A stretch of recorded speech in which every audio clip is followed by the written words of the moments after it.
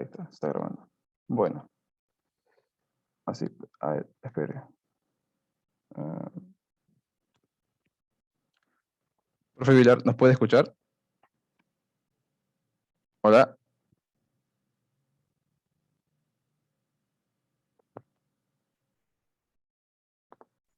¿Se escucha? ¿se escucha? No sé, no responde. Creo que no nos escucha. A ver. Ah,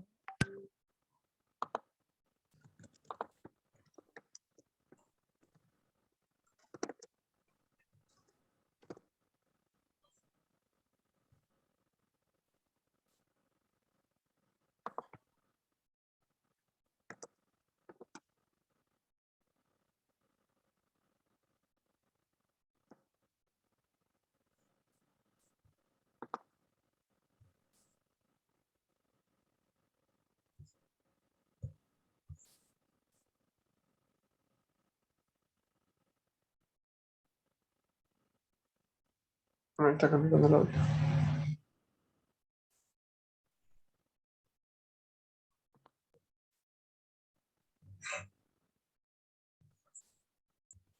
no, no podemos oírlo. Creo que tenía problemas con el audio. Sí. Ahí creo que va a entrar otra vez y a salir. Dale, dale. No sé si parar la grabación o seguir grabando. Ahí está. A ver, lo voy a admitir. Dale. A ver si está uniendo.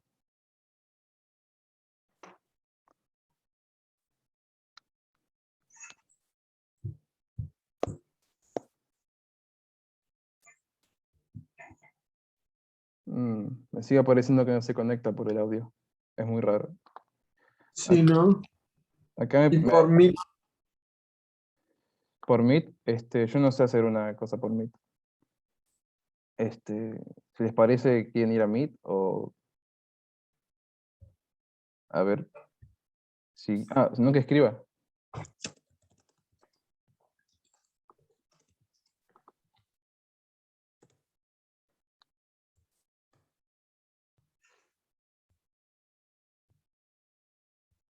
qué raro. Sí, muy raro. Este, A ver, intentemos por mí, ¿no? A ver si. ¿Y por Meet le parece bien o No sé si no te escucha, pero. sigue sin escucharse? A ver, a ver, a ver.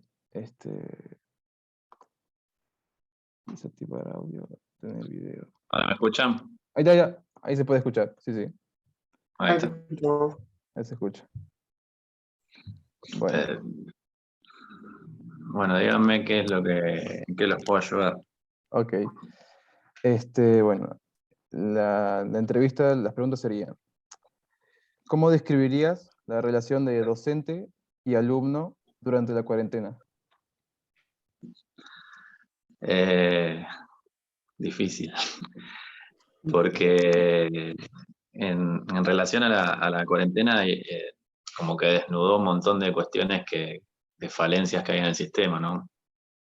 Entonces, y además, sobre todas las cosas, la desigualdad de conexión también es como que de alguna manera, no de alguna manera, sino que eh, expuso las desigualdades sociales, ¿no? No fue lo mismo el año pasado, ¿se acuerdan que fue todo virtual? Eh, y esos dispositivos, o sea, no todos tenían dispositivos para poder conectarse, entonces la relación con algunos y con algunas fue nula. Y tampoco hubo un trabajo acorde desde del sistema educativo para poder contener a quienes estaban fuera del sistema, porque el sistema los excluyó. No es que muchos dicen los chicos que uno escucha los discursos hoy en día, no, los chicos que se cayeron del sistema o quedaron por fuera, no. El sistema mismo los expulsó y las expulsó, ¿no? A estos estudiantes. Entonces, con los que se pudieron conectar, depende mucho también cómo trabajaba el colegio. Eh, Ujú. ¿No? Por ejemplo, nosotros en el evangélico teníamos una plataforma bastante, eh, antigua, que la forma de comunicación era por chat, por ejemplo, ¿no? Entonces era bastante complicado comunicarse de esa manera. Y en el otro colegio utilizábamos Zoom. Y nada, había clases, por ejemplo, que tenían 4 personas, ¿no? Claro. Entonces ahí claramente hay, si bien se buscaron estrategias como para tratar de llegar a todos y a todos, fue medio complicado. Entonces la relación en la pandemia, nada, me parece que tiene que ver más con cuestiones coyunturales ¿no? Que desnudaron un montón de cuestiones que ahora, ¿no? La sociedad se preocupa por la educación cuando nunca en su vida se preocupó por la educación. eh, y me parece que nada, estaría bueno ponernos a analizar esas cuestiones, ¿no? Para tratar de mejorar. Pero nada, la relación muy complicada fue. Muy. Mm, sí. Ok. Y a su criterio, ¿qué le parecieron los métodos a cumplirse para cumplir los derechos de la educación? Si se lograron cumplir los derechos de la educación en la pandemia, No, ¿qué le parecieron los métodos?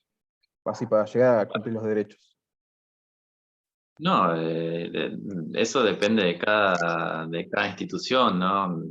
Por ejemplo, no sé si hubo instituciones que no sé, de colegios privados, ¿no? Que te daban una tablet, que te dan los medios para poder comunicarte.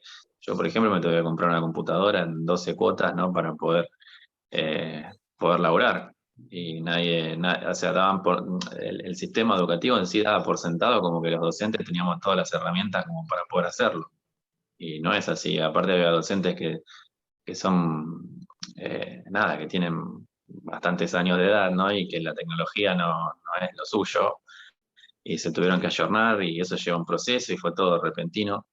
Entonces los métodos, me parece que, aparte también, si bien ustedes son una generación que manejan bien la tecnología, ¿no? Y demás, no ocurre eso en todos los sectores. O sea, en los barrios más vulnerables, por ejemplo, con lo que sale hoy Internet, ¿no? Estamos hablando de que te sale conectarte a Internet, no sé, 2 lucas, 3 lucas.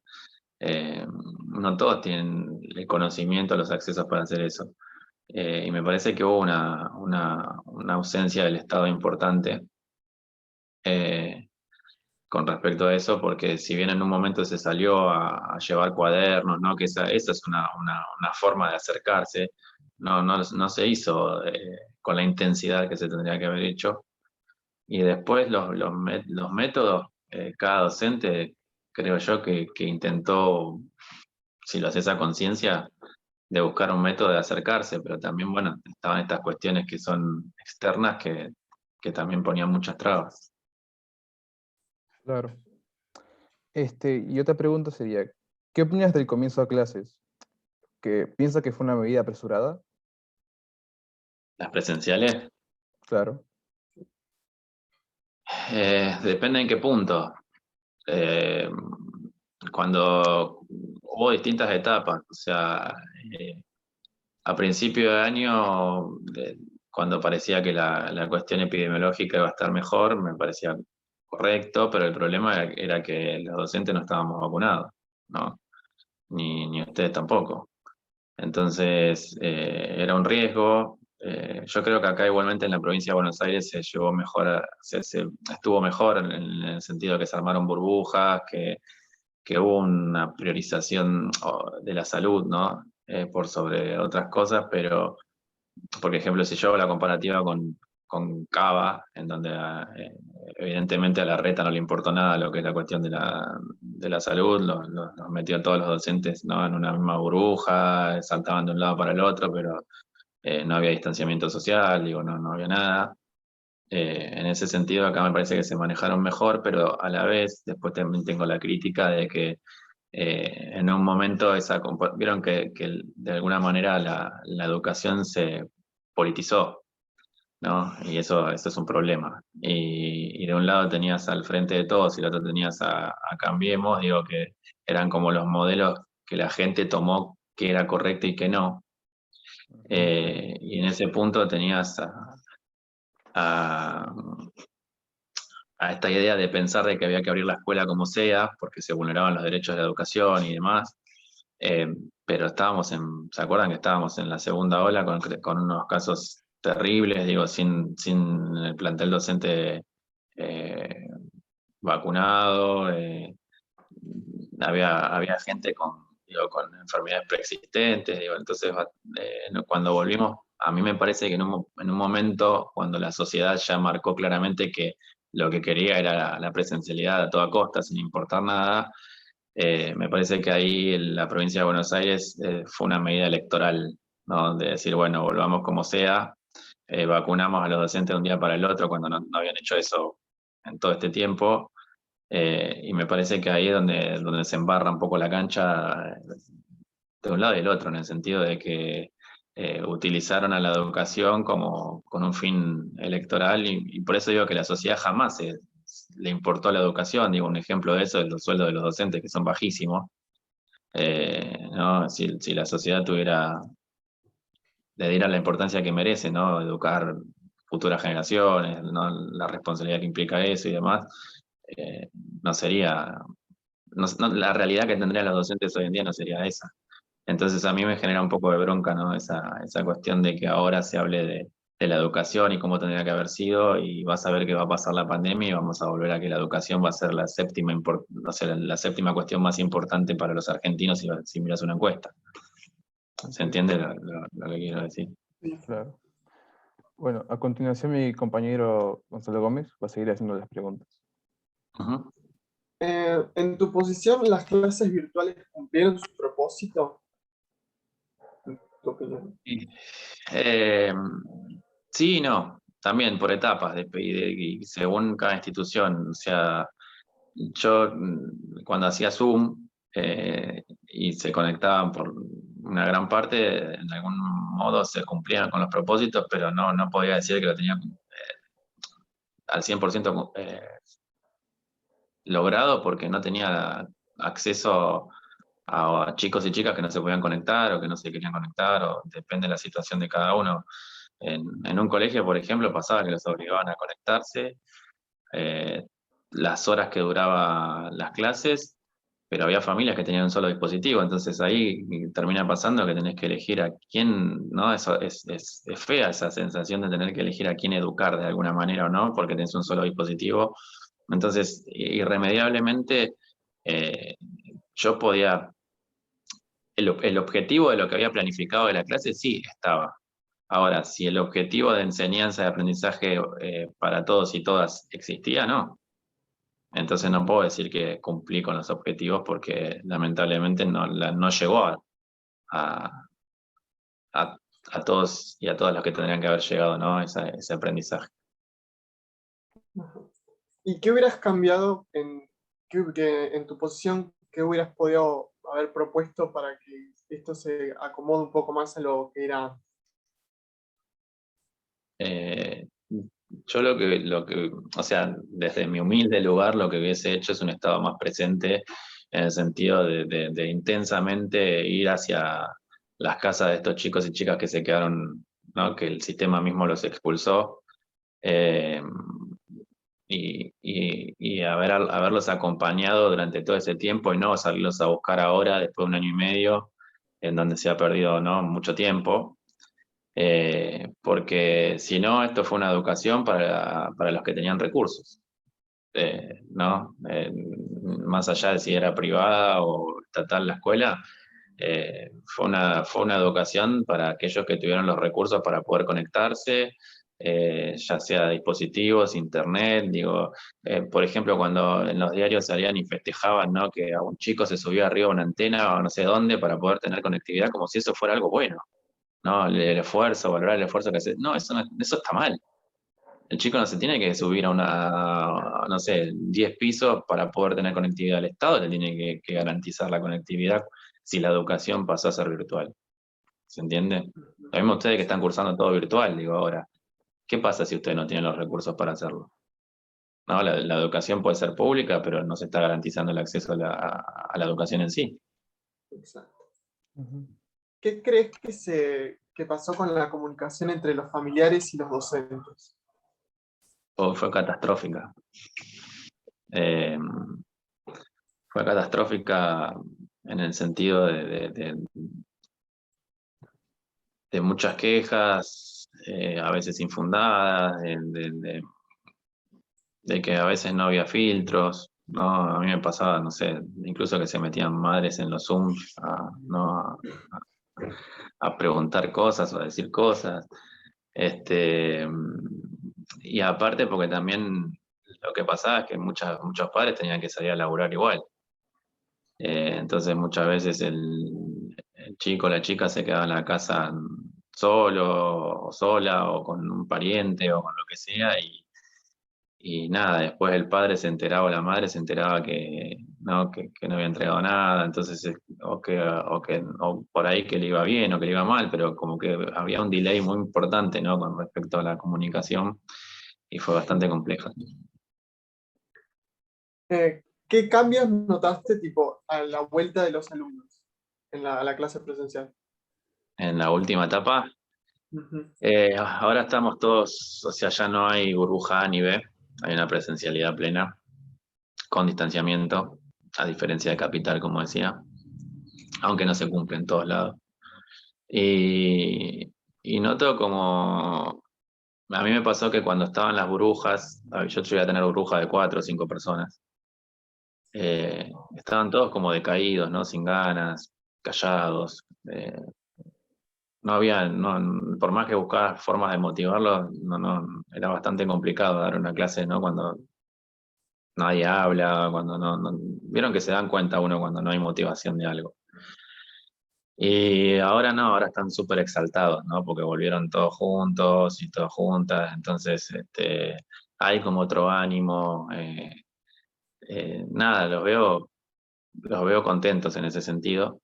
Cuesta volver a como organizar todo, ¿no? Porque también hay que pensar que fue como un cimbronazo y de golpe volver a como a una normalidad eh, cuesta porque, por ejemplo, hay muchas que no entregan los trabajos o que como no se pueden quedar libres, hay muchos que te dicen, no, yo no vengo porque esta materia no me gusta. Son casos particulares, no se puede generalizar eso, ¿no? Pero digo, es como que nada, estamos volviendo a poquito a lo que se dice normalidad.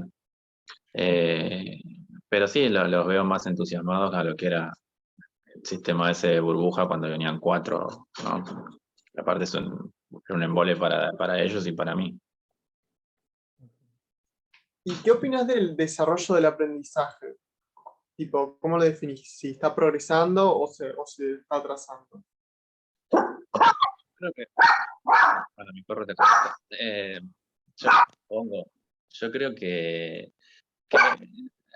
hay cosas que revisar con respecto a qué es el aprendizaje, ¿no? Porque generalmente a mí me parece que se culpa todo el tiempo al estudiante, ¿no? O sea, como que el estudiante tiene la carga de qué es aprender y qué no. Eh, por ejemplo, cuando un chico o una chica repite, lo que llaman fracaso, entre comillas, ¿quién lo carga? El estudiante. ¿No? Al sistema educativo no se le hace nada, al docente no hace nada, y si vos vas a veces a la sala de profesores es siempre, ¿no? El chico este no entiende nada, son todos unos vagos, ¿no? Y ese tipo de lectura que hay con respecto al aprendizaje y nunca hay una crítica del otro lado de decir, che, yo hago las cosas bien para ver si se entiende, si se comprende, porque el aprendizaje sobre todo, y a eso voy, es de a dos. No, esa interacción que se produce, se tiene que producir para que haya aprendizaje, tiene que ser de a dos. Y como en este caso no había dos en muchos casos, ¿no? Porque por lo que hablábamos al principio, no había conectividad, no había dispositivo, ¿no? Eh, no sé si hablar de aprendizaje en sí, no sé si me entienden lo que quiero decir. Digo,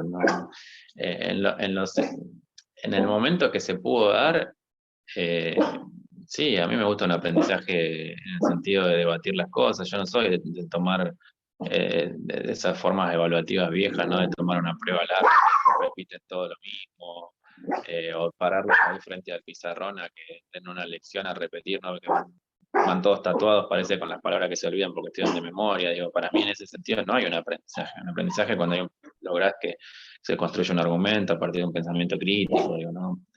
y yo busco eso. Hoy en día, cuando la presencialidad plena, nada, estoy tratando de hacer eso y se está empezando a lograr, pero con la virtualidad era muy difícil. Ahora Bueno, sí, Fede, sí, digo yo. un par de preguntas más y un cierre. Ah, Bueno, muchas gracias. Creo que vamos a dejarlo hasta acá, porque Ujú. el máximo era de 15 minutos y bueno, creo que nos explayamos un ¿Cuánto poco. me- Yo hablo mucho, perdón. No, está 16. bien, no, está bien, no, es Está mejor. bien, me falta. Bueno, muchas gracias por su tiempo y por Ujú. aceptar la entrevista.